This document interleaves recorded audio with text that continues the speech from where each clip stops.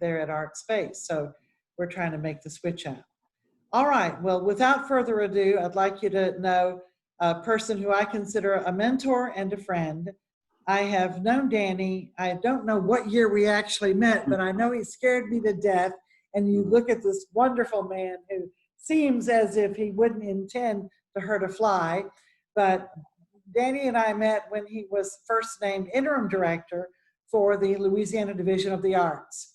And I've said this to every director since, that Danny would have just gone forward and seized the day and said, I will do this. But after doing interim for a long period of time, he decided that he really loves programming. He loves accessibility. He loves being a troubleshooter. He loves finding what the Achilles heel of a situation is and then fixing that. And I'm going to say for Danny, he would never say this, but the tedium of just pure on administration that sometimes the director of the Division of the Arts has did not appeal to him as much as crisis management. And so I have found it interesting that every role in the Office of Cultural Development and the Office of the Louisiana Division of the Arts, Danny has impacted in some very strong way as a problem solver. And now he holds several roles in the Louisiana Division of the Arts, as I think we all will before the end of this year, hold several roles if we don't already. But he is the Arts Education Director for the Louisiana Division of the Arts, and he's also the Accessibility and Inclusion Director. And when Danny took on accessibility and inclusion, much like the rest of us, you know, it sometimes feels like a checkoff block on your grant application. Do you have accessibility measures in place? Yes. Do you have wheelchair access in place? Yes. Do you have anything that addresses those who have hearing disabilities or visual or are visually impaired? Yes. And you hope no one asks, and you tell yourself that if it comes down to it and somebody comes into your building with any of those challenges, you will address it on the spot and figure out a way. But Danny has taken, again, as he has every role that I have known him to have with the Louisiana Division of the Arts, very seriously, and really attempted to define how accessibility relates to our essential mission, every one of us who is a nonprofit. And Alexis, I appreciated you saying that part of your mission is to make arts careers accessible to high school students by making sure that they know it is acceptable to love the arts and to major in the arts. And in a different strategy, but a same mission, Danny's goal is to make sure that the arts are accessible to everyone, including populations that we may take for granted or not know. So without further ado, please meet Danny Belanger, and let's hear what he has to say about accessibility. I'll ask that we all now put ourselves on mute. I think I'm the only one not. And thank you very much, Danny. It's all yours. Well, thank you for the introduction, Pam. I appreciate it. I've had the pleasure working with Pam for about 12 years and a couple of different opportunities and things that we've done. Really like the Shreveport area, been up there several times. And thank you each of you for kind of giving me a background of what where you work and what you're doing. I will start the presentation now. Let me know if you cannot see it. Okay.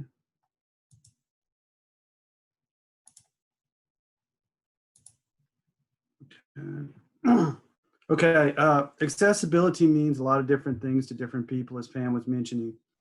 And as the COVID's come in, accessibility has been a little more in the spotlight from the perspective of how things are going with how people are getting their information, how they're getting the arts and things like that. As you can see, we have vision, hearing, physical accessibility, programmatic, and cognitive accessibility. So a lot of people are moving toward things like video or more toward other means of relaying information to people. So things have definitely changed. I know a lot of you are programmatic people and are trying to figure out what's next. A lot of national trends right now are leading toward virtual, Zoom as we're doing, YouTube, social media, as someone mentioned.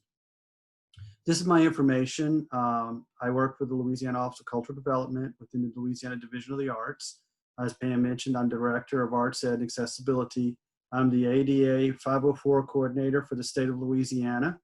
Basically what that means is I work with the National Endowment for the Arts in our state to disperse federal funding to organizations who are doing arts-related programming and work, but also who are receiving federal funding to try to help them better understand accessibility, how to provide programming services, programmatic, physical accessibility to buildings, but also programs and a lot of the other things that programs and things that you guys are doing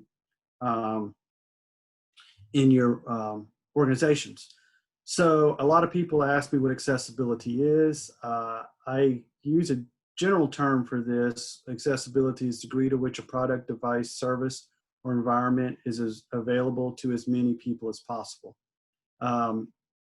So basically with the arts, I think we're as inclusive or more so than a lot of other organizations or entities or programs. So with the arts, we try to bring everyone in, and I think that's the base of what we attempt to do. So this is something that's probably not new to any of you, and I know a lot of you are working toward the fall and the new programs and things that you're trying to accomplish and trying to your seasons and things like that. So I bring this slide in is this is a young, a woman who starts over to the left of the screen as a young toddler, at least my left, and ends as a senior. And with accessibility, this is a visual for accessibility. We try to bring the arts to everyone in this picture as this woman progresses through life. So, the arts are one of the few programs that can go all the way through life, whether it's music, whether it's dance, whether it's visual art, whether it's performing art. People can enjoy, this woman can enjoy any of these types of programs throughout her life. And as she ages, she will go through and things will change. Hearing loss, vision loss, and things like that as we get older. And so these are things that we should be prepared for when programming. This is a visual that I use to show the types of accessibility that may be beyond hearing, visual, or physical accessibility. These are things that people may not tell you, but they're part of decision making they're making and what they're looking for in the arts, or whether they'll feel comfortable going to an art program or a concert or any of those types of things. And as you can see, cultures on here, physical abilities, experiences, age, skills, race. So as you're putting your programming together, your seasons together, and I know things will be different for at least another year, if not longer, but kind of consider these as possibilities of people who may not be coming to events that you're hosting now, or things that you're doing. So this may give you a better opportunity, or share with your board or things like that, because they're probably everyone in Shreveport fits into this puzzle somewhere. And those are things that we're trying to do at the Division of the Arts to try to, at a state level, to try to integrate as many people into the arts as possible. So as I mentioned, I work with some national partners. I work with the National Endowment for the Arts, which helps fund some of the accessibility program in Louisiana. I also work with the Kennedy Center in Washington, D.C. The Kennedy Center was founded by John Kennedy's family and works with a lot of special needs individuals, but that has grown into accessibility for young people, seniors, aging. They're working with veterans. They're working with all kinds of other specific communities that the arts may not be as accessible as they could be. And also with the National Assembly of State Arts Agencies. I'm one of 50 people across the country, 56, the states and territories that are working with federal funders to try to increase accessibility in each of our states to try to bring everyone together.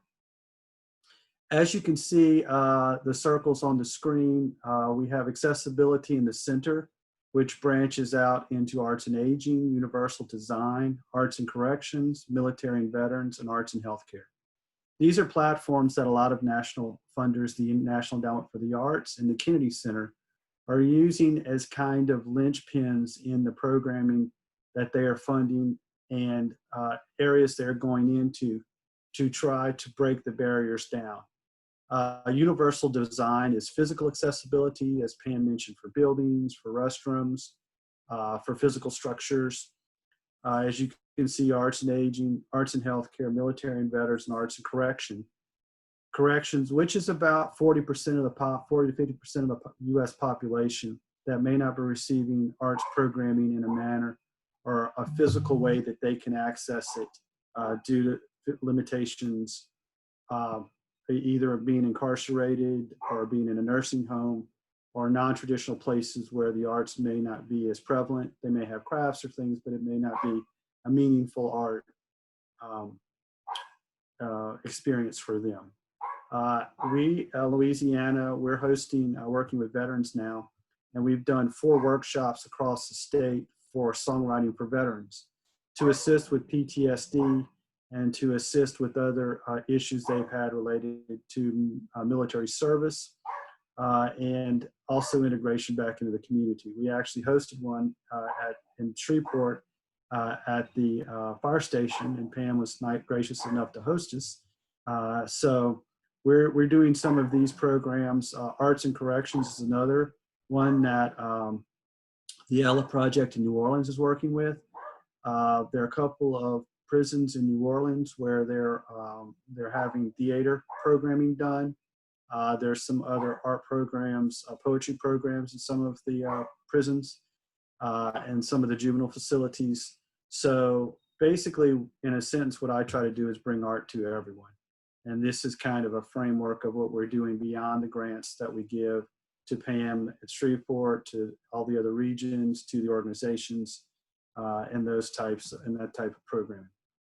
So as an accessibility coordinator, there is some legal things attached to receiving federal funding from the NEA and some of the other funders, government related. And Act 504 requires a responsible official to be designated to coordinate the grants recipients' efforts. So basically what I do is I make sure the federal funding is being used, and we'll ask questionnaires, we'll ask about programming, those type of things. Is your website compliant to the national standards to where someone can access it if they have a hearing issue, a vision issue? Is there information for if I need an accommodation at your theater or at your symphony? How would I go about getting the accommodation, or do you have them? Normally, if you don't on your website have it already, I would suggest having a phone number, as Pam mentioned, to where someone may call and see if there's assisted programming for them, if there's hearing, if there's a vision. Is someone doing sign language, or is there a closed caption system to where they may find that accessible or have that? Requirements for the ADA coordinator also fall under ADA's Title II and state and local governments, which I will cover. As it kind of applies to the organizations in Louisiana, I'm responsible for ensuring that the policies and procedures comply with federal, state, and university requirements for programming as funding goes through these programs. The ADA 50 section coordinator also serves as a resource for people with disabilities who believe they're not receiving appropriate accommodations, that they're being treated in a discriminatory manner. As you may have seen recently, there have been some lawsuits and things like that from people who have wanted to go to a show or wanted to go to a concert or an event and maybe not have been able to either physically access it or have maybe not been able to use assisted, an ASL person may not have been there. You may not have had the closed captioning. You may have not had some of the other simple accommodations. And these organizations normally will respond once they've been challenged legally. In Louisiana, we kind of approach this that we're hoping that you're doing the best you can, and that reasonable accommodations are kind of what we're going for. As Pam mentioned in the accessibility of focus, the focus areas, diversity, equity, inclusion. These are things that we look for in grants when grants are written to the Division of the Arts, as well as what Pam does with Shreveport and our 9 other regionals. And kind of the way I've defined these is diversity includes all ways in which people differ. Equity is the fair treatment, access, opportunity, and advancement for all people. And inclusion, the act of creating an environment in which any individual or group can feel welcome, respected, supported, valued, and participated. You'll hear me reading some of the screens, and the reason I'm doing that is if there's someone with a visual impairment who's listening now, they may not be able to see them, so as I read them, they can have a better understanding of what we're saying. In the South, we face a lot of access to opportunity, being a very, very rural state. 64% of our people who live in Louisiana live within probably an hour of a major city. I think the number's a little high, probably closer to 50, 55%. So they're limited in access to physical. They can't drive there. Perhaps they may not have the funding to go. They may just be, and the programming may not be coming to them. That's the great thing about what our regional arts councils are doing, as Pam is one, is the regional arts councils are bringing the programming to the communities that they serve and the parishes around them. So that's one way we have tried to help with access to fund those, to get the messages out for arts education, for what we do, for Maida Owens is our folk life director. We also do public art. We also have programs for creative communities and several other programs that we're doing across the state. Key requirements for cultural orgs. These are things that probably I put in here for a lot of the organizations that are listening now. These are kind of I would say the big picture things, not in the weeds type things. We ask that you do not discriminate against individuals with disabilities. So basically what we're saying is your physical space is accessible. You have restrooms. If someone comes with them, they'll have a place to sit. Just meet the minimum things that they can do to go. We ask you to provide effective communication mechanisms and equal opportunities to them, so that your programming is something that either you may have one show a year to where you're doing something that's a little different, or maybe you could bring in people with physical disabilities for one specific show, or people with vision or hearing issues to where you may have an ASL interpreter one show of your, if you run 5 or 6, you'd have one ASL interpreter at one show, or you'd have closed captioning at one show. Or if you have students with autism, perhaps maybe you could do a stage run through to where they could come because they physically may be louder or have need to move around or things like that. Remove barriers of existing facilities and new construction. A lot of the change came in 1990 with the physical accessibility. A lot of the buildings had to change to be able to have ramps, to have physical accessibility to restrooms, to stages and things like that. So as newer buildings are being built, they're following these programs. But for a lot of the older facilities, it does give them issues and things like that that they have to find workarounds or things like that. Also review and modify policies, procedures, and practices to prevent discrimination. A couple of people have mentioned COVID and the social distancing and things like that. Those are all new realities, and those are things that we'll have moving forward. So those types of policies, if you can put them on your website or put them on information you're sending for shows and things like that, and maybe have a document on your website is great, because people are constantly looking for this information. We find a lot of intergenerational things people are looking for, where the grandparents, the parents, and the children may all go. So you may have a range of from 4 to 80. So a lot of these types of programs and things you may want to think of if they're going to bring their family, especially during this crisis right now. We notice that a lot of older people, a lot of younger people probably aren't going out as much just because either existing problems or their families are trying to protect them. So you may want to have policies and procedures in place for those type things, that type of programming and things that you're doing.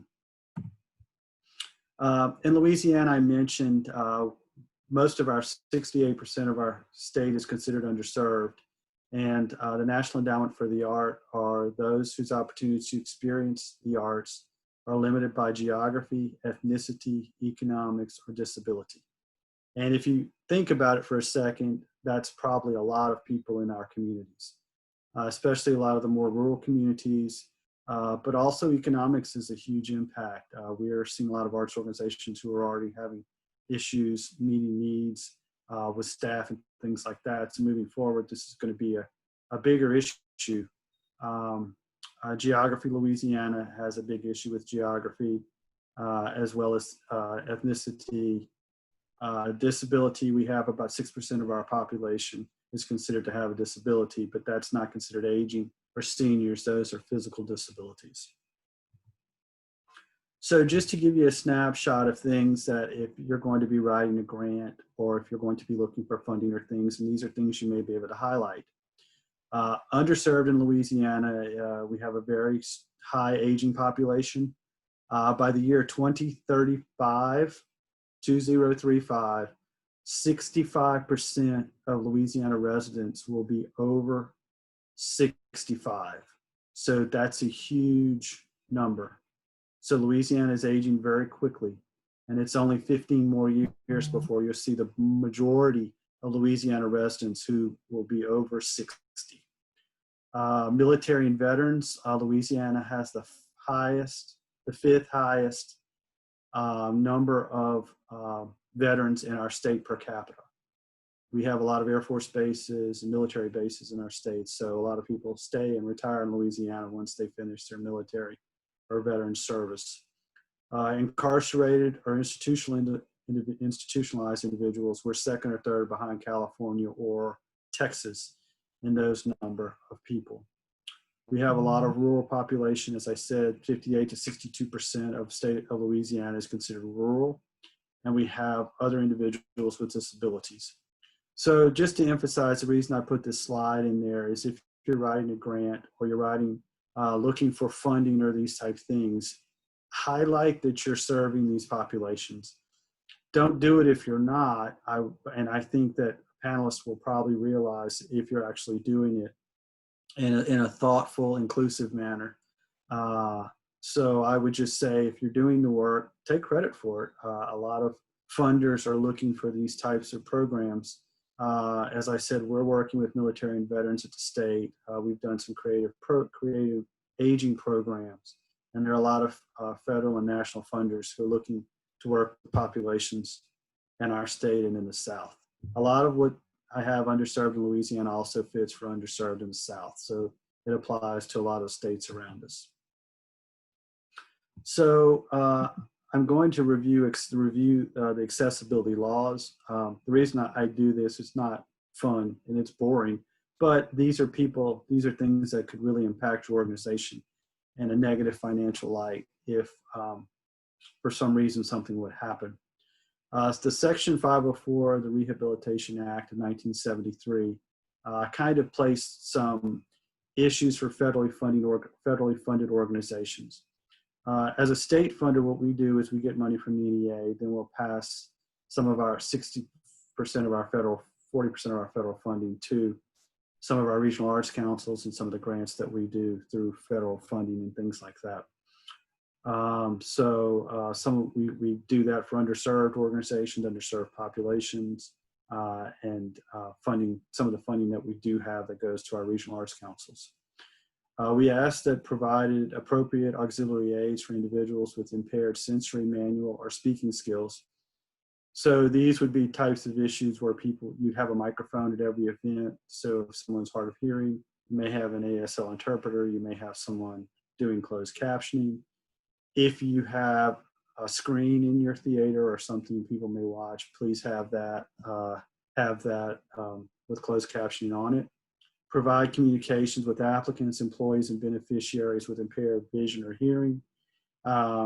You may be focused on people who are coming to your shows or people who are coming for your events and things, but you may have an employee, or you may have a board member, or you may have someone else who has some type of cognitive problem or a disability that you may be able to accommodate, as well as the general public. And administer programs or activities in the most integrated settings. As Pam was mentioning, spaces or things like that for the shows, try to have them to where the most amount of people could come. I know Alexis mentioned she does outdoor programs and music concerts, so she would probably pick a space that would be as inclusive as possible for everyone who would want to attend, who could attend.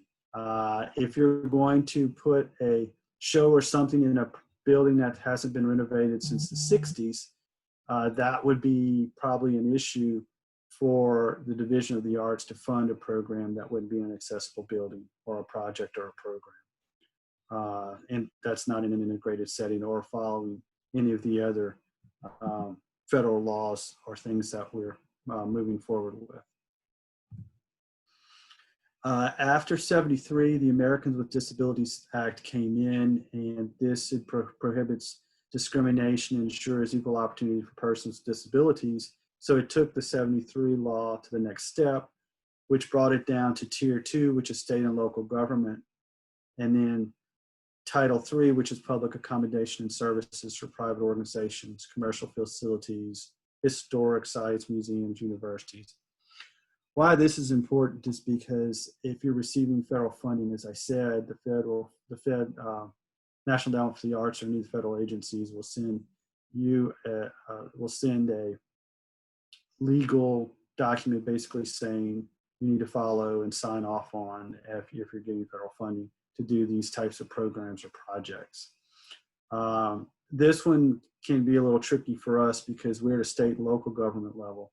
And as we grant our funding down, we're required to make sure that Title III, that the arts organizations or cultural organizations are meeting these requirements.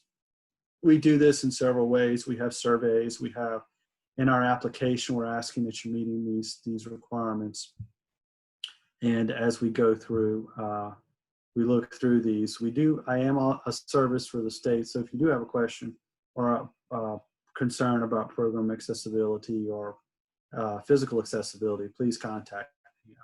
I do have connections with, as I said, the NEA and the Kennedy Center. I work with Betty Siegel, who's the director of the Kennedy Center, and can help you find answers to questions that you may have. As we go through, we have the National Endowment for the Arts funding. As it goes through, we have the 504 level, which is from the National Endowment for Arts to the regional, state, and local arts organizations. As you can see, Title II applies to the state, local arts organizations, cultural organizations receiving the funding. And then as you can see, Title III and the arts organizations are the organizations like yourselves who are doing the programming, who may be receiving some of the funding. At the state level, we also must require certain things that we have to monitor on federal funding.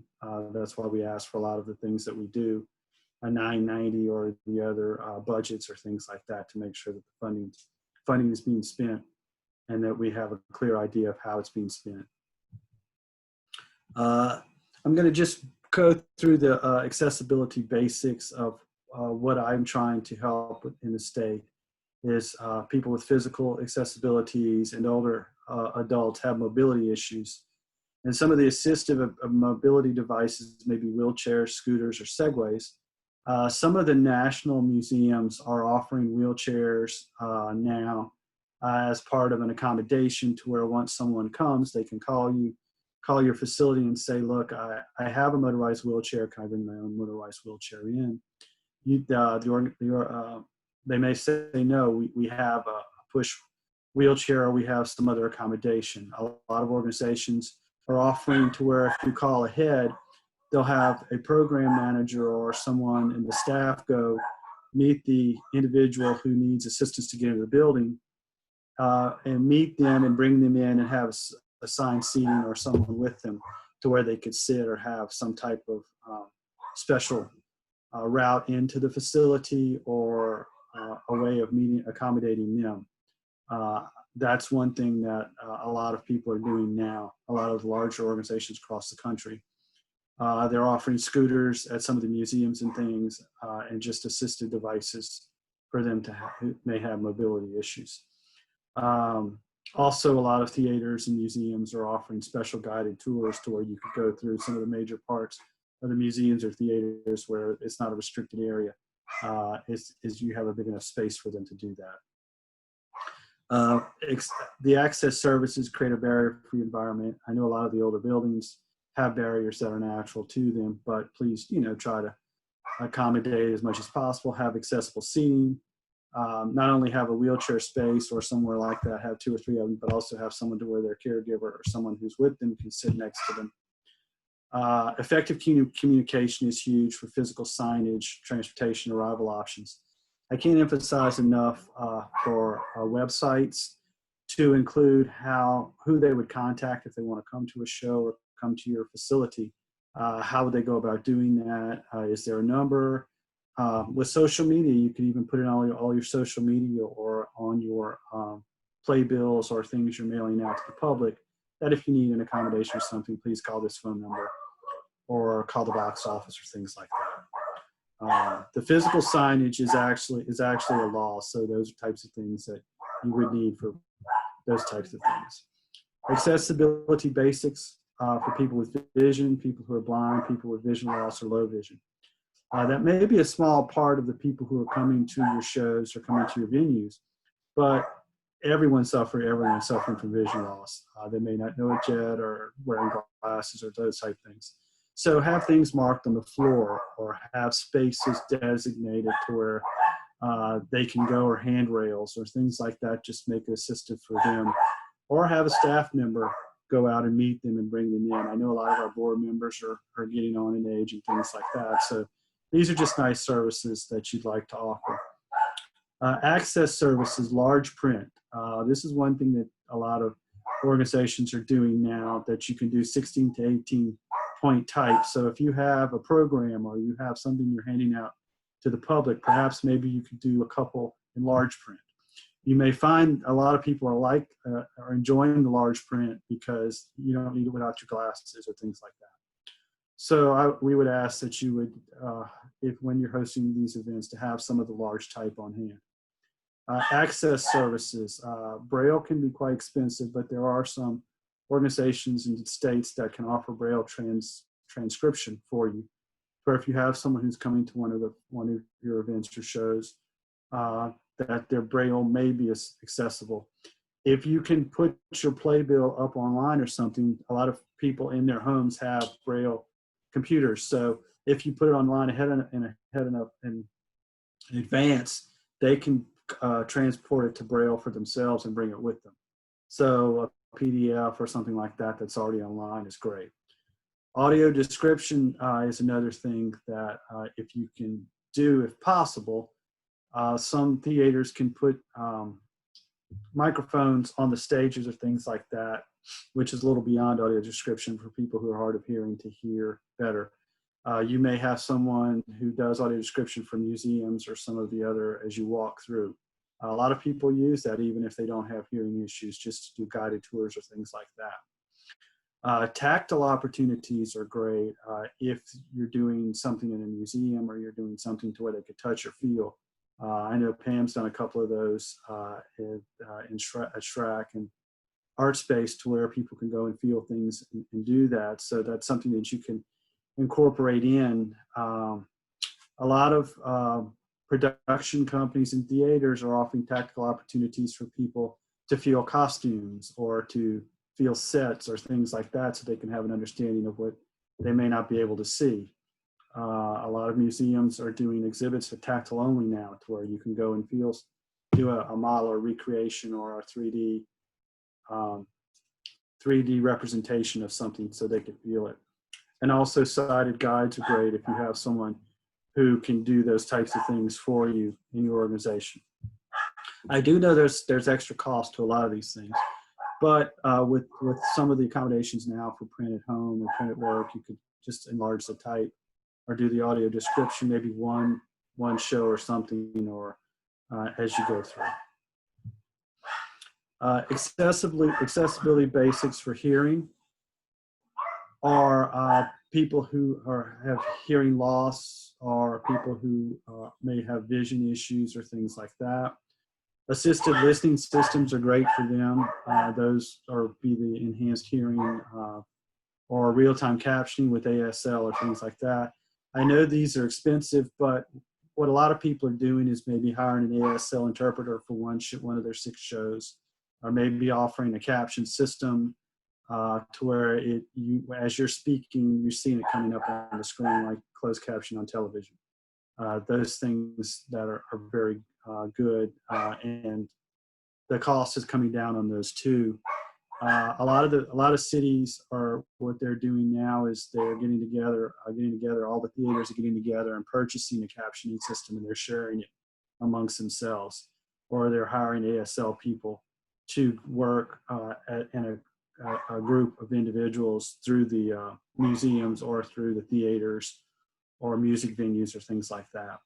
So collaboration, I know a lot of you in Shreveport are already collaborating together, but maybe this is something that you could continue to collaborate on to assist some of your patrons. A lot of organizations are doing surveys of their patrons to find out if there are needs that may be done. So if you're sending a survey out, or you're doing something in your strategic plan, I hope you will include that in it, in that, so you can have a better understanding of who you're serving. Cognitive and sensory it's probably the newest within the last 10 years. These are for kids with autism, or people who have sensory processing issues. They may have problems with loud noises, problems with bright lights, PTSD, traumatic brain injuries. For this what a lot of the national perspective now is to offer safe spaces within organizations or theaters or places like that, where maybe lower lighting or things like that, calming music, or just maybe a cafe space or somewhere like that they could go. If they're going with their family, the family wouldn't have to leave. Maybe they could go sit with the individual. We found working with a lot of veterans who have PTSD that they want to get out with their families and do things, but they're also hesitant of what something might trigger them. So the access services would be the sensory-friendly programs.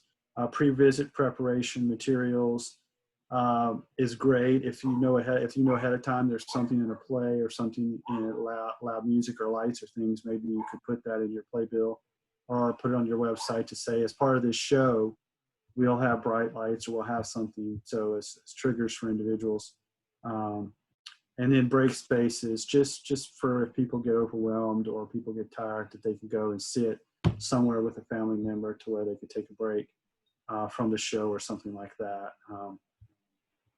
These are kind of new and emerging as we're moving forward now with these types of PTSD, traumatic brain injuries, and those types of cognitive issues. For accessibility planning, the National Endowment for the Arts has an accessibility planning and resource guide for cultural administrators. I'd recommend each of the organizations kind of check this out, because it gives a lot of the information that I've given you, but they have checklists and planning resources that you could do. So like if you wanted to include planning for accessibility in your strategic plan, which I would at least recommend mentioning in your strategic plan, because if you're not, I think you're missing a possibility.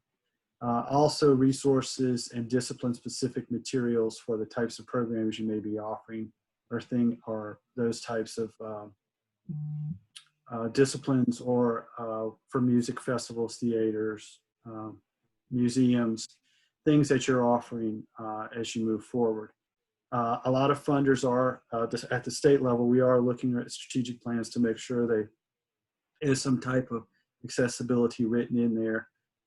For a theater, it may be that your shows are being reviewed by someone who on your board or someone on your review board who are review panel who are reviewing possible shows to have as much inclusion as possible. For music theater or museums that you're having shows, that there may be at least a tactile piece in there or something like that, to where you're giving everyone the possibility to understand what's going on or to experience it as they go through. Intergenerational programming is huge right now, where a lot of people are doing something for seniors to the grandkids across the board, so they could all go together. And this is another possibility that you could see in the programming that is listed here. As I'm going through all this, a lot of people ask me basic questions of how can I increase accessibility in my organization. So I've kind of come up with a thumbnail list, and these are things that you may want to think about as you're writing your grants or as you're doing your program. And you want to think as inclusively as possible. Maybe look at your audience and say, okay, well, we have a broad mix of community members, but we don't have anyone who has a vision problem, or we don't offer anything for people with hearing issues, or we don't offer programming that would include perhaps maybe ethnicity or any type of sexual orientation or things like that. Things that are maybe pushing the envelope, but may bring newer audiences to your events or things. Be creative and tell stories. A lot of the people who have disabilities understand other people with disabilities well. So if you're going to do a show or you're going to do these types of programming or things like that, maybe have an interview with a person in your symphony who has a disability, or someone in your theater, or a person in the show, or that type of thing. Maybe highlight them to explain what their experience is or how the arts has helped them. The arts tell stories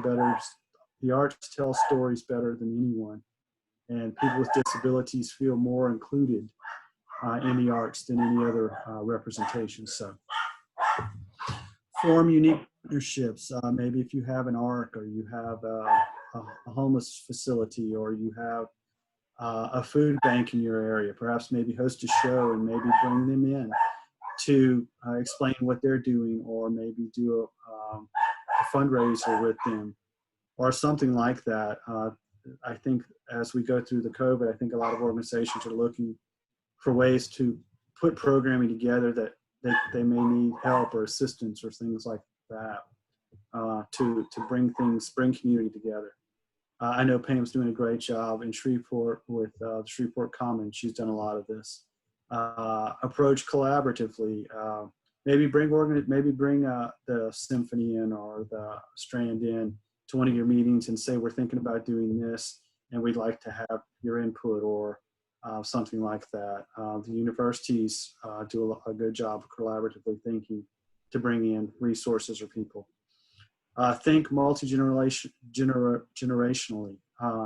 As I said, a lot of families now have their seniors living in their homes, or they're taking care of seniors in their homes. And they'd like to be able to go to something where they could bring every member of the family. You may be missing an opportunity if you have a children's show that you're doing. Maybe bring the grandparents in with the kids, or offer a free ticket, or offer something to where the grandparents may feel included in. A lot of organizations are doing grandparent projects where the grandparents and the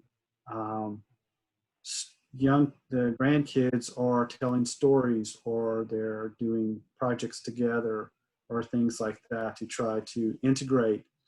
This will help the senior be more cognitively proficient, but also help the grandchild to learn about culture and learn about things that in Louisiana that we're trying to pass to each generation. In Louisiana, we're doing 4th and 8th grade. We have uniquelylouisiana.org, which is a sharing of resources through uniquelylouisiana.org and it's 213 pieces of culture or testing or things like that you can offer students that a lot of teachers are using now as teaching from home. So we have folk life in it, we have public art in it, we have stories in it, we have history in it, we have all the other things that make Louisiana special included in there. We have a lot of multi-generational opportunities for people to use. So that's pretty much it. I could go on for a while longer, but I know on the Zoom calls that it tends to go pretty quick, and I know you have busy days, and 10:30 is where I was hoping to come in at. I would be happy to entertain questions or anything, if there's something specific to your organization or any of the programming that you've heard. And I will turn it back over to Pam. Okay. Well, first, Danny, thank you so much. That was deep, and I'm glad we recorded it. And we will send it out to everybody because there was a great deal of material to be covered. And we thank you very much for taking us down the route and the depth, the breadth, and the diversity of the topic of accessibility. Does anyone have a question they'd like to start with? I want to start. I tried to put it in the chat room also, just because I believe I heard you say 40% of Americans are in some sort of a correctional facility. Surely that's not the number. And don't have accessibility to the arts? Incarcerated facility. Incarcerated 40%? facility. So, or correct. Well, what it is what I meant, Pam, is it's either in a prison or in a nursing home or any type of facility like that. Okay. Incarcerated to me seems to be against your will, but I guess a nursing home is really against your will in a true sense. In a sense, but it's not to where people can walk in the door and provide the programming. They have to almost go outside to find programming to do that type of thing. But still, that is a huge number. 40% of Americans are in an incarcerated facility. That's just a shocker to me.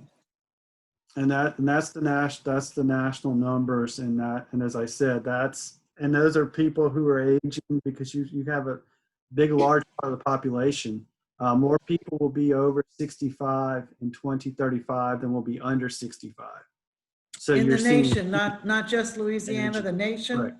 In the nation, yes. So you're seeing a huge shift in aging. So one thing I would say, if you're not already programming or catering to seniors with some of your programming, I would suggest you transition to that, because there's going to be they're going to have $25 trillion in disposable income. Seniors will have more money than the national GDP at that time in 2035. So there's a huge shift in funding and monies that they will have at their access for arts and things like that. And I guess the next part of that question is, we hear over 65, and not that I know anything about that, but still there is, we say it, of course, of the generation who believed that if you were over 30, you were part of the establishment and you were not to be dealt with anymore. You had a disease if you were over 30. So now that some of you on the Zoom may be approaching 65, not many of you, by the way, but it still seems a young age, especially with people living easily to 85 and 90 years old. So there's two parts of the opportunity for Northwest Louisiana. First of all, we happen to have one of the largest Air Force bases, I think, in the nation, with Barksdale Air Force Base. And as you say, rightly so, we do have a very large retirement community here. Secondly, we are an aging city, and yet the goal of at least this mayor, and I think the goal of most everybody on the call, has certainly been a little bit more of our mantra, I think, has been, how do we make Northwest Louisiana, and I'm going to now say, and specifically Shreveport, have the niches, nooks, and crannies that appeal to millennials, so that how do we become a bikeable, walkable, healthy community? And I don't know that the and then we'll say, and active seniors. But I don't think we really flipped that and said, okay, maybe we're never going to be sexy enough to attract millennials to make this their home, to make a decision they want to move to Shreveport. I think we're working hard to help millennials stay in Shreveport, but not think about wanting to move back to Shreveport. But perhaps we need to be focusing more strongly, it sounds as if you're saying, on how to make the city sexy and appealing to people over 65, which is still some of the same ingredients: walkable, bikeable, healthy food, easy, close access that you don't have to drive very far. I think no, you're 100%. I don't think you're shifting much. I think, as you're saying, people are living longer. I think the gradual accommodations, as I mentioned, of assisted sign language or hearing hearing issues or things like that, just accommodating those and letting people know. The number is around 25 to 28% of people my age who are in their 50s who are trying to find rehoming their parents.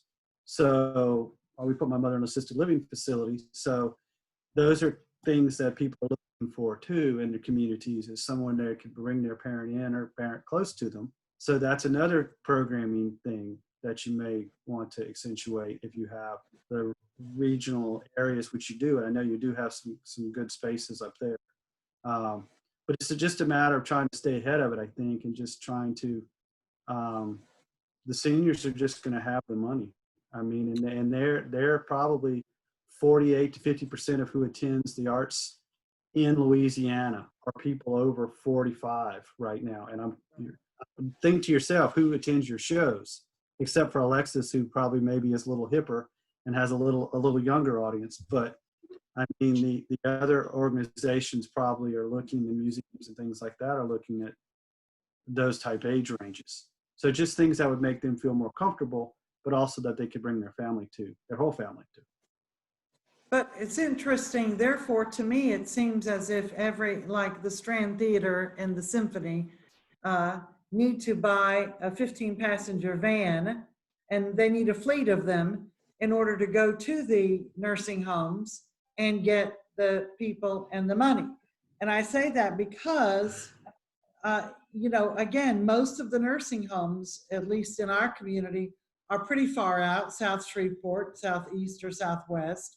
And most of them don't offer evening transportation as a part of what the services are. As a matter of fact, Jennifer and Lois, I was with Andy Sheehy the other day, and he was telling me that most of the seniors are calling him directly for limo service to pick up, to be able to go to the Strand or to the Symphony or to the opera, because they can't get out. They are incarcerated after 4 p.m. There's a van for daytime going to the doctor and going to medical, and there are sometimes group tours, but maximizing the fullness of both, maximizing, I guess, the fullness of the accessibility issue, but you also make this a money issue, which I find interesting. Normally, we think of accessibility as people. Go ahead, Jennifer.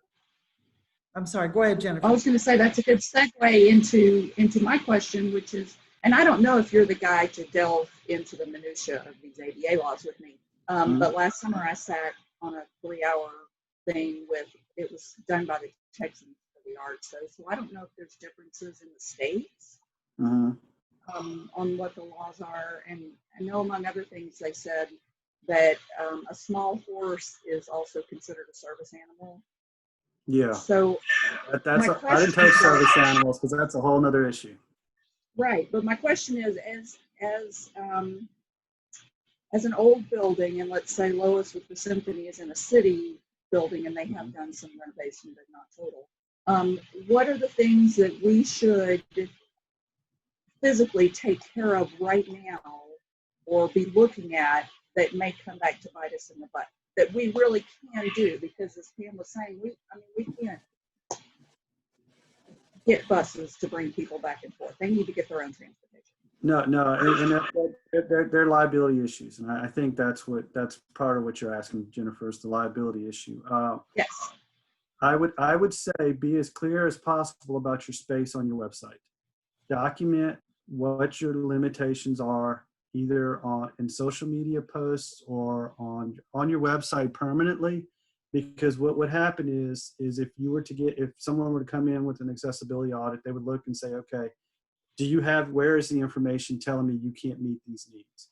You're better off having it somewhere to show that on our website, we say these are our limitations.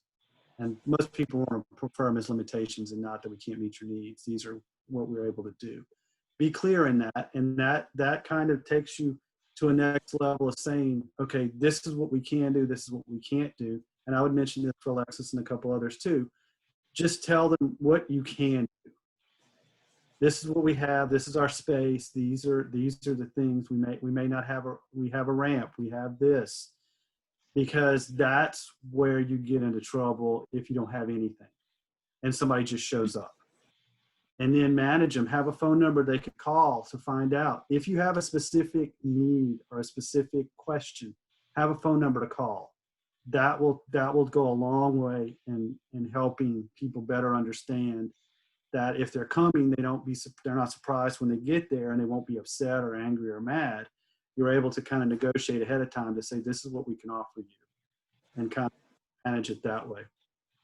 Thank you. I did spend a lot of last summer writing policies and procedures dealing with the ADA and how we are compliant and how, if we're not, how we're dealing with that. Yeah, yeah. That's not publicly available. So yeah, that's going to help. I would put it on the website, and I would also say if you're a city building or who owns the building, I would check them and make sure you're meeting the city's requirements, or maybe list the city requirements too, or something like that. Because ultimately what would happen is they would actually go for the physical structure, probably. Because a lot of people, the programmatic is difficult. If they wanted to pursue something, they would probably go for the physical structure usually, because programming is different in a sense. Most people aren't going to go that far, but as you read in the paper every day, there's somebody who's saying, well, I went to McDonald's and I couldn't get in, or something like that. You have some people who are looking for these types of opportunities, unfortunately. I would say about the transportation, I was on a grant panel in Wyoming last week, and they have an Artmobile, where it's a 20-something seater bus that all the arts organizations use and kind of rent, but they have a blanket policy on it to where they can transport people, and they cover the liability in this blanket policy type thing. And so liability is an issue when it comes to that. But you can check it out, and you can go pick people up or that type thing. And they have 2 or 3 drivers who are licensed in the whole 9 yards. So there are ways to do it. It's just you have to be careful. I'll be honest with you, especially when dealing with the older population. I don't see that happening. No, I understand. For Wyoming, it's the only option they have, because they're 2 or 3 hours away, and to get people in, that's what they do. And the state underwrites the insurance. So I wonder, in our community, I just find myself wondering, every one of the casinos has a van, and it just makes me wonder if perhaps they would sponsor by allowing their van, because they would also already have they're already picking up seniors, they're already driving back and forth to Dallas. I'm sure they already have the liability insurance. Just sort of makes me wonder if maybe there could be a package opportunity where you go to the production and then you go an hour earlier to the casino, or an hour later. I don't know, it's just, but really it's just, unless, and again, that does drive a different question, unless we all start doing daytime programming and start thinking about actually doing a production at then you gotta, you don't want to miss, you can't hit nap time, and you can't hit, what is that, Wapner at 3. So I'm sure there's all kinds of other restrictions, but we're all used to I think it took 3 years to get most of the organizations to start a production at 7:30 rather than 8. Do the Strand Theater productions still start at 8 or 7:30? Most of them still start at 8. We try and get the more children's oriented production started at 7. Our problem is we're a 1 day in, 1 day out organization. And so when they start loading in at 7 a.m., they may not be ready. Sure. We're curtain up by 7 p.m. So, Sure. We have that 8 Mm-hmm. just kind of to cover, but. Mm-hmm. No, I think you have a good idea, Pam, about the bus. Maybe they could help underwrite one of the shows or something with the casinos. Also, a lot of other states are bringing some show people into the nursing homes, like one of the actors into a nursing home or one of the facilities or something like that as a one-off to or an artist in residence or something like that to kind of keep the programming in the community. That's just another possibility of what some of the other seniors they're doing with creative aging and seniors in some of the facilities and things to try to keep them integrated into where they can at least go. If you can't go to a show, maybe someone could do a 5 or 10 minute sketch or something from one of the shows for the seniors or something, just to as an opportunity to do some outreach or something. Right. I was also going to say, Danny, what I find interesting, and again, just it's that time in my life where my mother is in assisted living facility, and something akin to what we would all call here the Glen and the top service. So it's very expensive for her and for the family for her to be there. However, they don't want to invest any money in entertainment. So when I go, there's always, every Friday night they have an entertainer, but it's like a church group. It's like, I don't know how to describe it. It's like they're paying somebody $50 for a 2-hour show. It's even though the money may be with a senior, it's not, the center wants to be so profit driven that they are not spending. So I wondered, like, Lois, I know you all have done more summer or have done senior outreach, and are you finding that the senior centers like the Glen and those other places, I can't say all the names right now, are willing to pay $1,500 to have a group come from the symphony to perform for an afternoon?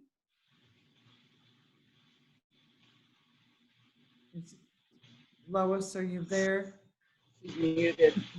Thing on, but or again, the Strand, you all couldn't do a run out of a whole show. Yeah, I know that you could not. So occasionally we have an artist who can do it. We've got something coming in this fall that's going to work with Centenary.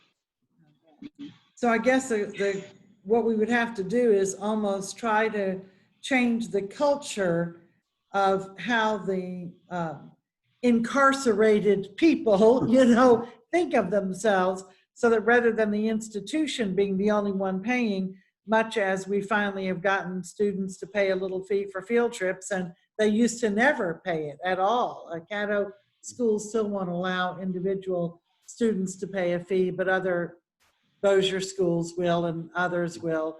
Maybe it becomes something where we have to get more direct to the population. It's just that's just an interesting thing. I think Barksdale is another interesting thing. Would you talk for a moment, because I think Alexis and Catherine Usher would be particularly interested in hearing about the veterans producing their own music and performing it. Would you talk about that program a little bit more? You skimmed it. Yeah, I attend the National Conference for Accessibility Coordinators, and I met Adam Driver's people, the guy who's Kylo Ren on Star Wars, and he was in the military, and they work with PTSD with theater, and we were talking with them, and we were asking about music possibilities, and there are a couple of people who do music therapy for people with PTSD and things like that. So in Louisiana, what we did is we found an organization that works with music therapy, and we put together a program that we did in 4 cities, and we got 28 veterans together and brought them together. And we weren't necessarily working on the therapy end of this because they've all gone through extensive therapy through the VA and things like that. What we did is we taught them how to song structure. We taught them how to write a song. We had a professional musician, David St. Romain. We had a sound tech, and we also had a lyricist. We had 3 people. And for the first hour or so of the hour and a half, they shared their military experiences. Then after lunch, we went into taking their military experiences to writing a song. They had song lyrics. Then the last hour and a half, they wrote a song was written with their lyrics. So we had a couple of the songs that we've produced and we have licensed to. The one that we did in Shreveport, there was a gentleman who was a Vietnam vet who wrote an individual song. So, and what we did by doing that is we've created the songs, and them singing their song, telling their story kind of gives them hope. And other people can understand what they went through by listening to their song and their music more so than saying I was in Vietnam and this many people died or things like that. And it helps them to better connect. We had the one gentleman who'd been through several years of therapy, and within the 5 or 6 hours, he said he felt better going through the songwriting than he did going through therapy because he was able to express his feelings, express his emotions, and have something that was an outcome as opposed to going through the cognitive therapy where he's constantly going and trying to get a better understanding on why he feels the way he does or those type of things. So it was very helpful. We did 4 of them. The National Endowment for the Arts funded them. We're hoping to do more. It's very labor intensive though. It's a good 6-7 hours. But the veterans got a lot out of it. And if you aren't doing veteran programming, I would suggest maybe incorporating something into a veteran show or something like that, because there are a lot of veterans out there. And music seems to be the #1 therapy for them, followed closely by theater. And stand-up comedy, actually. I would have never thought stand-up comedy, but that's the top 3 therapies that the veterans, and you do have a lot up there in your regions. So is that good enough, Pam? Yes, I think so. I think that's a good start. It certainly is. What we don't have a lot of up here are licensed art therapists. And I think that sometimes when we traverse that, it was a very emotional day. I was thankful to be able to see pieces and parts of it, although it was also a very intimate experience. And I think that's part of what works, is that you're really talking about a full day with no more than 4 people if it's going to be meaningful for the veteran. But at the same time, some of this work, some of this outreach work does require a different kind of professional, an art therapist, or again, even with seniors, I think that to some extent, just knowing what they can and cannot do if you're going to try to have an interactive experience is something to consider as well. I wanted to ask you, Danny, when you delve this deeply into all of the opportunities for accessibility, including just literally thinking of producing your programs in Braille or in other languages, it always seems to me that it is an element of a grant. In other words, you can write a grant and you can say, and we'd like to think about in our marketing money, we'd like to think about, or our print and promo money, $1,000 here or there. The grant always gets cut. I mean, I just can't think of the last time anyone got 100% of grant funding. Sure. And of course, we all understand it, but I do need to say it. And of course, sometimes we even ask for, we all ask for the maximum that we can ask for, knowing that if we get 50% of it, we have been victorious, and what will we live on? But Mhm. frankly, most grants now are being funded at more like 30 to 35% of requests. And so the idea then of the outreach does tend to be the second thing to get cut. Salaries are cut first. Mhm. Any outside printing tends to get cut second, and then the outreach or the inclusion methods of either hiring the Deaf Action Center for translators or producing the program in Braille, or again, importantly, producing the program in Spanish. Now, our Northwest Louisiana Hispanic Latino population is still not at 5%.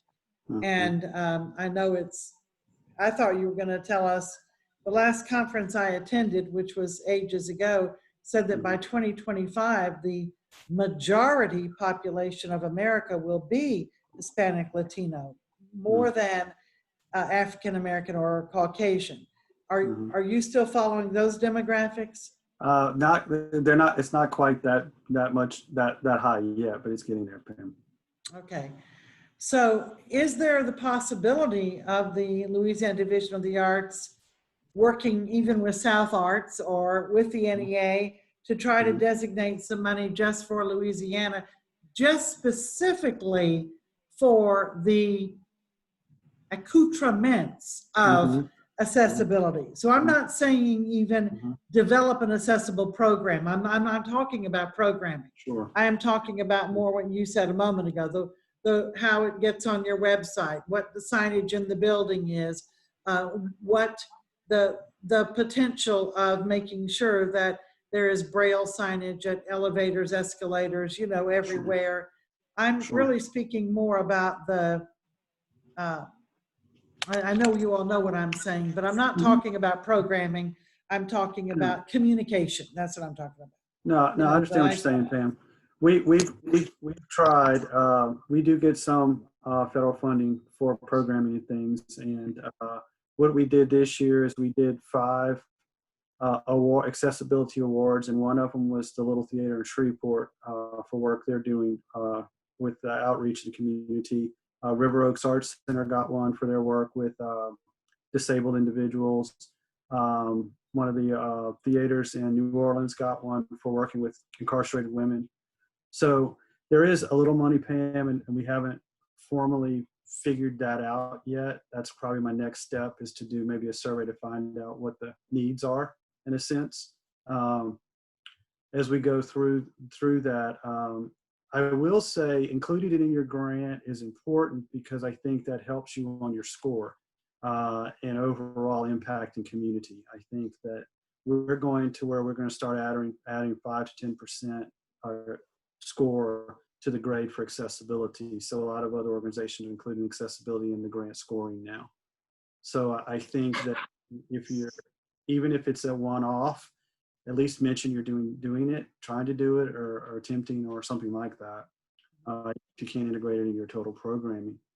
One other thing I'd mention for seniors that's huge now is music, and there's the iPod for music for symphonies or anything like that. Is they're creating iPods for seniors to bring music they would listen to, and bringing that for people with dementia and things like that. There's several new programs to where they're putting music on iPods and giving it to the seniors in the homes.